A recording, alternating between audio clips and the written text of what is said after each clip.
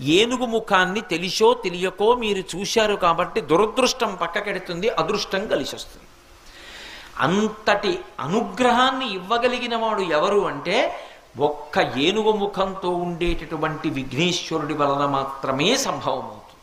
అందుకే శ్లోకం పూర్తి చేస్తూ కళ్యాణ రూప అన్నారు శంకరాచార్యుల వారు.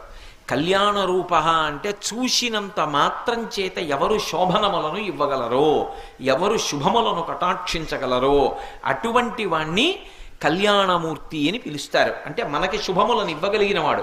ఆయనకి మీరు ప్రత్యేకంగా ఇంకా ఏం చేశారు అన్నదాంతో సంబంధం ఉండదు. మీరొక్కసారి ఆయన వంక చూస్తే చాలు, ఆయన సమస్త అనుగ్రహములను ఇచ్చేస్తారు.